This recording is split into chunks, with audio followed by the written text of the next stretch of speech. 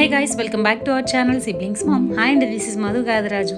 So ఈ రోజు blog ఏంటంటే, ఈ బ్లాగ్లో నేను 2 మ్యారేజెస్కి అయితే అటెండ్ అయ్యాను. హెక్టిక్ వీక్ అనుకోవచ్చు. ఒకే వీక్లో 2 మ్యారేజెస్ అనమాట.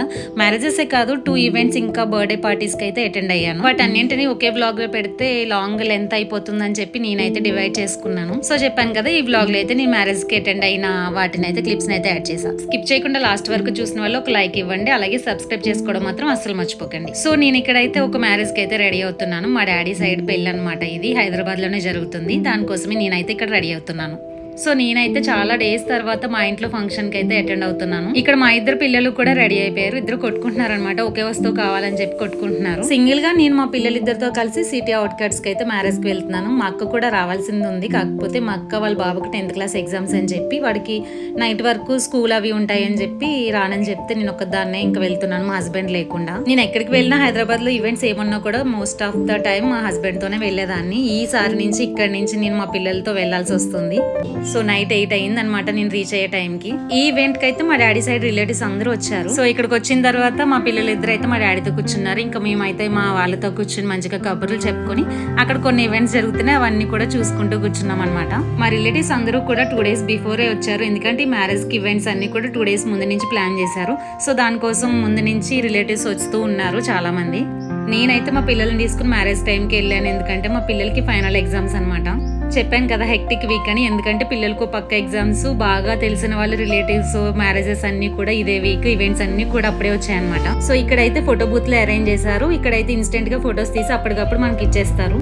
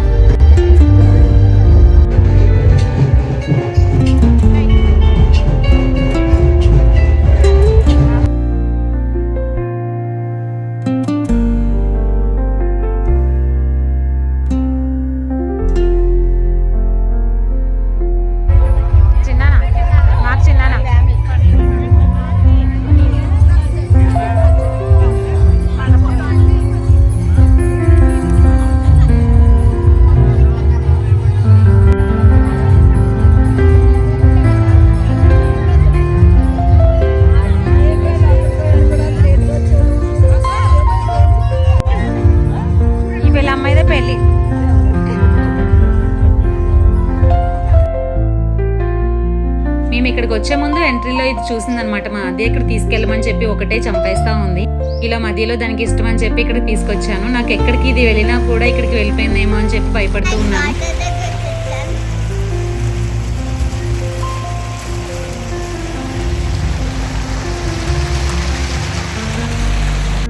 సో పెళ్లి మండపం పక్కనే కంత కూడా పెట్టారనమాట. బ్రైడ్కి పెట్టే పెళ్లి కొడుకు వాళ్ళు అవన్నీ కూడా థింగ్స్ అన్నీ కూడా ఇక్కడ అరేంజ్ చేస్తారనమాట నీట్గా. అవన్నీ కూడా పెళ్లికి వచ్చిన వాళ్ళందరూ కూడా చూస్తూ ఉంటారు.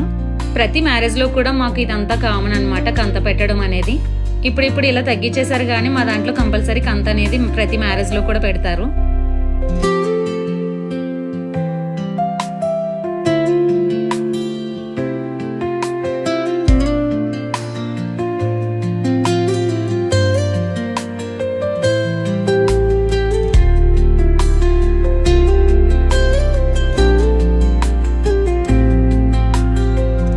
శ్రీహాన్ ఇక్కడ మా డాడీకి వీడియోస్ తీస్తున్నాడు.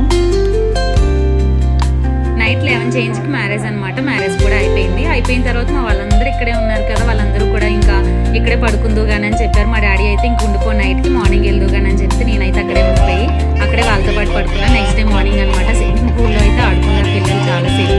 మా వాళ్ళందరూ కూడా ఇక్కడ హైదరాబాద్లో కొన్ని ప్లేసెస్ చూద్దామని చెప్పి వాళ్ళైతే రెడీ అవుతున్నారు.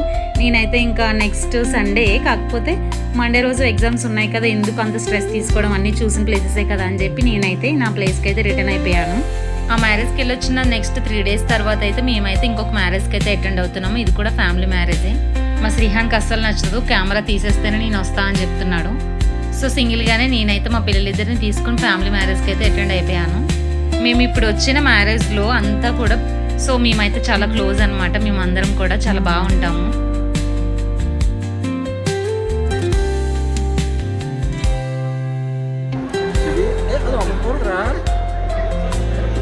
ఇటు అదే ఇలా చూడండి బ్లాగ్ ఇది.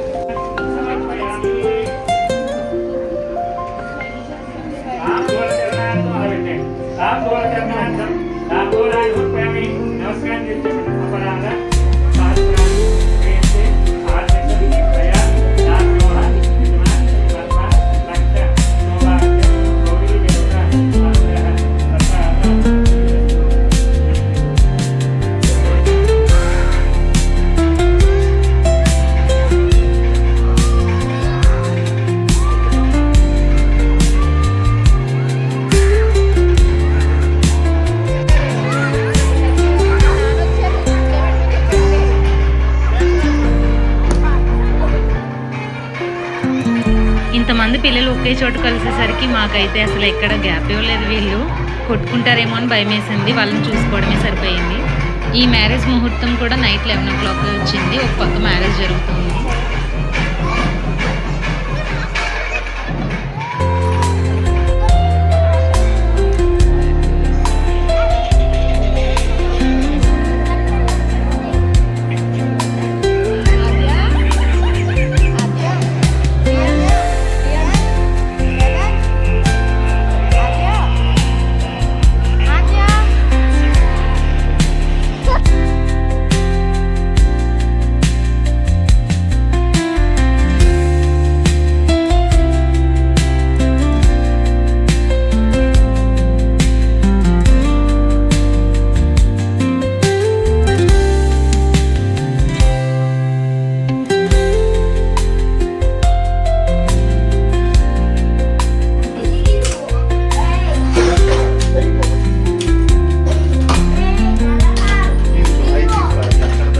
సో ఈ రోజు బ్లాగ్ ఇదన్నమాట. ఈ బ్లాగ్లో నేను వచ్చేసి ఈ టూ మ్యారేజెస్ కూడా కొన్ని క్లిప్స్ అయితే యాడ్ చేశాను చెప్పాను కదా. ఐ హోప్ ఈ వీడియో మీ అందరికీ నచ్చుతుంది అనుకుంటున్నాను. ప్లీజ్ నచ్చితే లైక్, షేర్ అండ్ సబ్స్క్రైబ్ అండి. Next video by.